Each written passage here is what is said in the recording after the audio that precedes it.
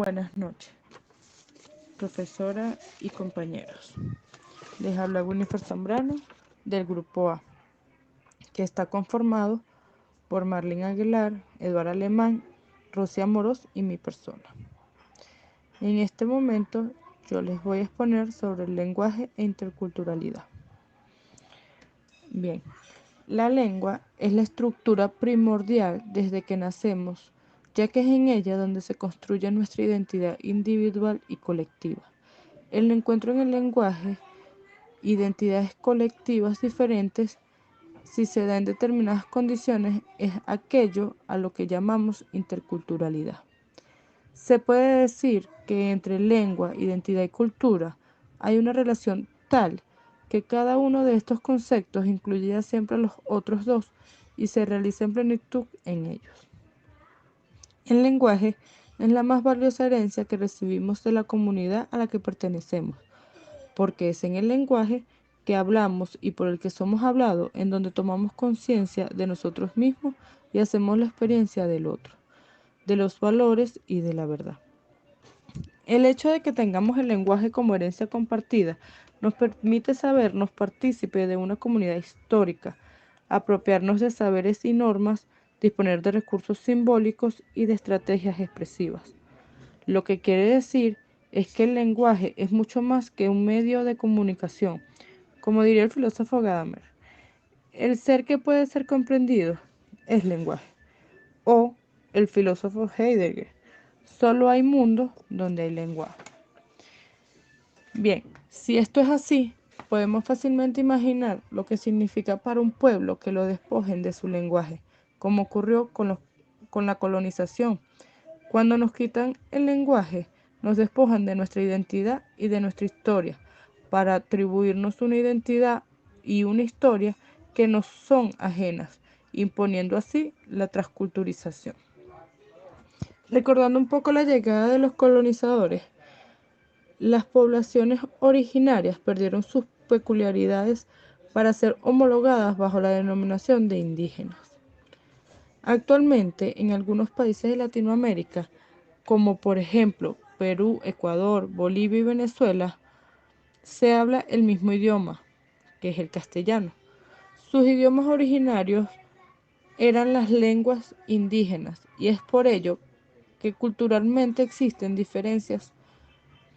Un ejemplo del mismo puede ser un diálogo o intercambio de expresiones en busca de avenencia o defendimiento o entendimiento entre cualquiera de los países ya antes mencionados, para convencer argumentativamente al otro, construir consensos o gestionar acordadamente los disensos.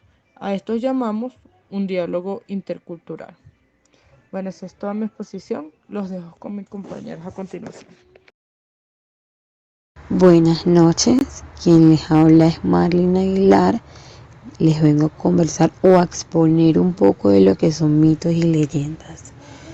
Los mitos son relatos sobre seres sobrenaturales como dioses o monstruos que sirven para explicar determinados hechos o fenómenos. Por su parte, las leyendas son relatos de sucesos maravillosos o imaginarios encontrados en ciertos momentos históricos. Pese a que son sinónimos, estos dos conceptos no siempre son intercambiables.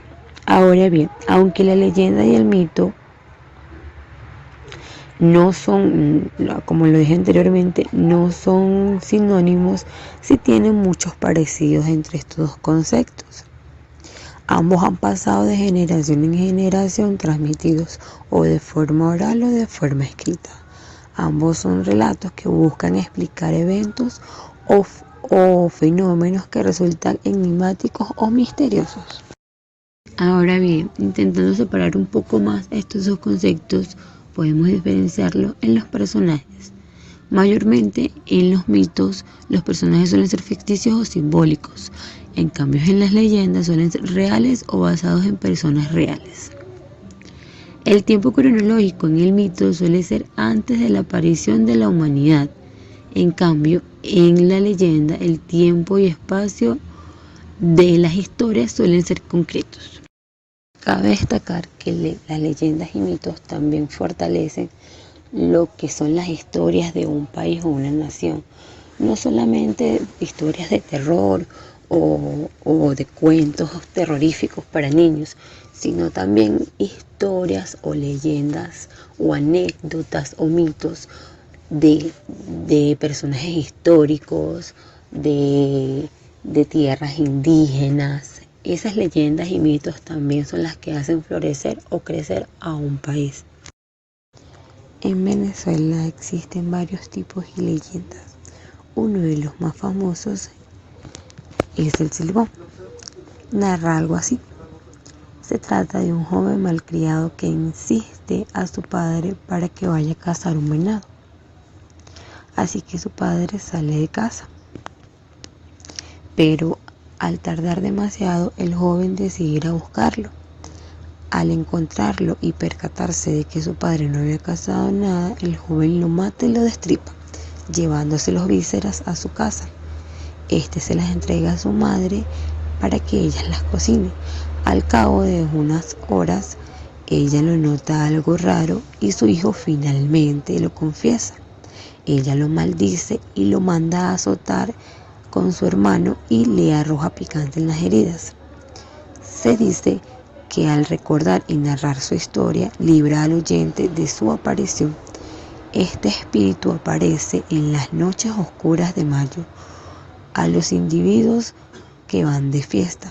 Sale con su ropa rasgada y silbando una tonalidad musical que suena como un silbido. Se las recuerdo para quien no la sabe, el silbido es algo. Espero que... Buenas noches, mi nombre es Edward Alemán y vengo a exponerles un poco sobre las huellas de las culturas mediante el lenguaje. La cultura es todo lo que produce, hace y crea el hombre. A su vez, la lengua es el sistema de comunicación más complejo inventado por el hombre. La lengua permite conectar la cultura a través de diversas maneras. Hablar de ellas, interpretar productos culturales, traducirlos a palabras y darles valores. Así como aprender de sus culturas, de sus religiones, de sus costumbres, de aprender y conectarnos mediante el lenguaje y de las huellas y la esencia de cada país. Y bueno, cuando hablo de conectarnos con esa cultura, con esa costumbre que tiene cada país, daré un ejemplo que es, más que un ejemplo, es algo personal. En este ámbito sería personal, que es una costumbre que se ha pegado a lo largo de nuestros tiempos. Eso es como una cadena familiar y eso ocurre en muchas familias.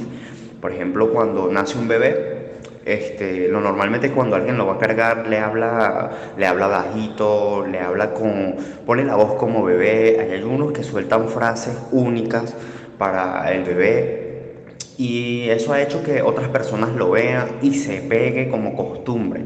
En el caso cuando ya vienen nace otro bebé de esa familia, se sigue la costumbre de tratarlo como un bebé y hablarle como tal. Y en este caso hasta ponerle apodos únicos a esa criatura.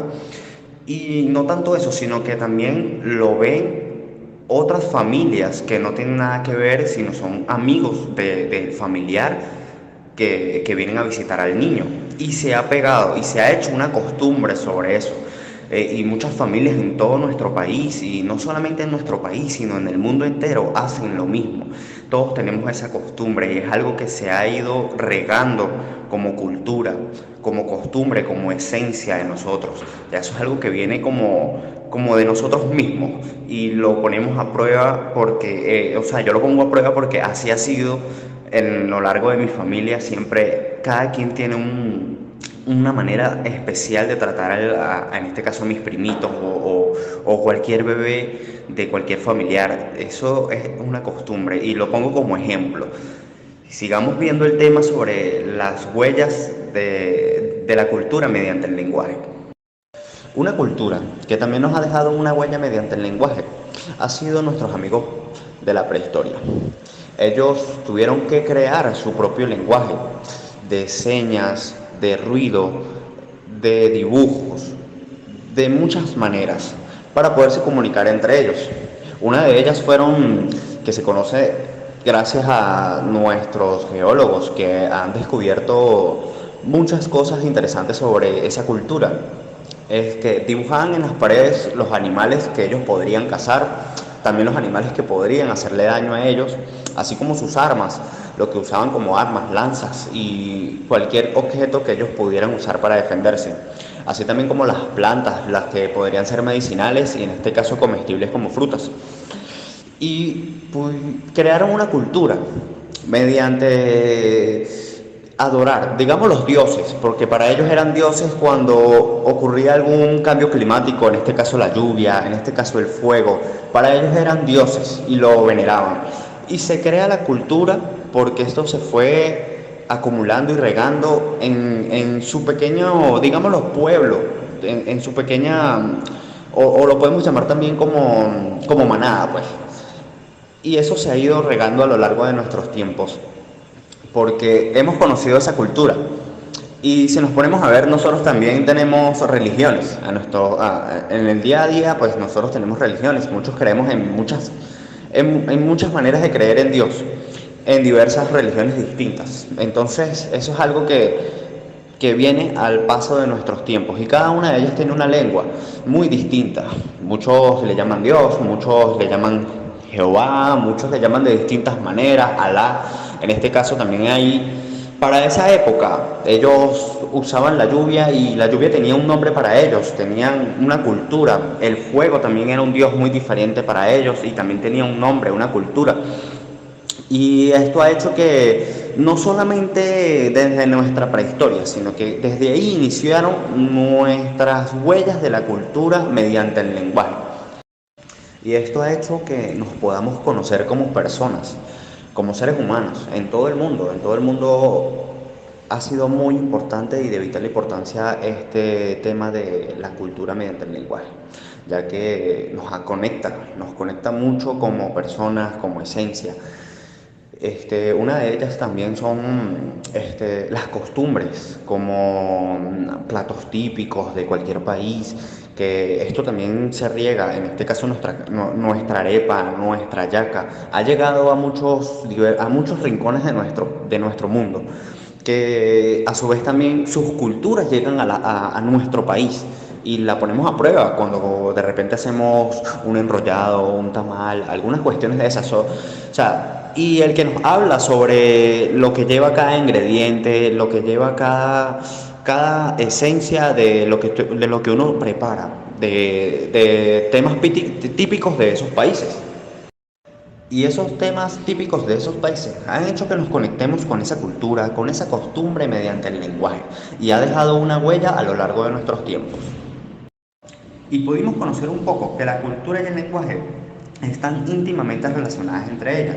El contacto con otro idioma, con otra cultura, provoca que se reconozcan las particularidades de la cultura propia y del propio lenguaje de dicho país, como así también deja marcada el lenguaje en el vocabulario de todos nosotros cuando nos acostumbramos a dichas costumbres. Buenas noches, mi nombre es Rosia Moros, pertenezco al grupo A y en esta oportunidad le voy a hablar de estigma. Como bien sabemos, el lenguaje es la facultad del ser humano de expresarse y comunicarse con los demás a través del sonido articulado o de otros sistemas de signos. Por lo tanto, emplearlo de manera correcta es fundamental para una buena comunicación. El estigma se conoce como marca o señal en el cuerpo. Algunas de estas pueden ser impuestas con hierro candente, bien sea como pena infame, como signo de esclavitud. También podría ser señalamientos de deshonra, afrenta, mala fama, entre otros. Hay diversos tipos de estigma. Se puede decir que la forma más conocida es la religión o el estigma religioso, cuando se hace referencia a las personas que de manera inexplicable muestran marcas o heridas similares en el cuerpo a las infligidas a Jesucristo durante la crucifixión.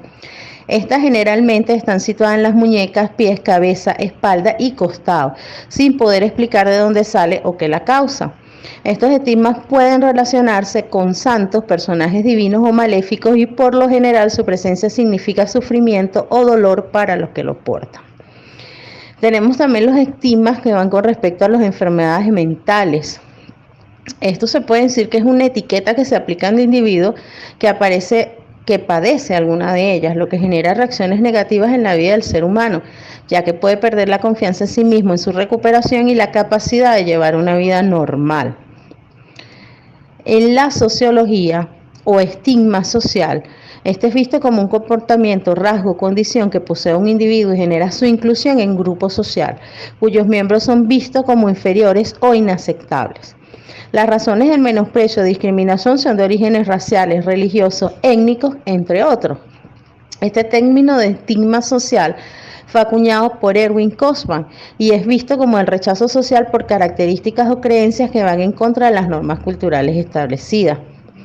Pienso que este tipo de estigma, el social, es el que incluye mayormente en el lenguaje, ya que es causado por la sociedad, como por ejemplo la forma en que nos comunicamos y nos expresamos, ya sea mediante habla, señas, carteles o imágenes. Estigmatizamos de forma trivial, ya sea por religión, clase, razas, por aspecto físico, personas con capacidades diferentes como obesidad, enfermedades mentales, entre otras, y por estigmas asociados al comportamiento o a la personalidad como la delincuencia o la homosexualidad. Es importante que los individuos estigmatizados muchas veces sufren de estrés psicológico, depresiones, discriminación, insultos, ataques y ansiedad causados por el menosprecio, bullying o discriminación, generando esa inclusión. Un ejemplo de esto se ve mucho en los colegios, donde los niños y niñas tienden a excluir al compañero o compañera porque es gordito o porque su descendencia o religión es diferente a la de ellos. Muchísimas gracias. Buenas noches.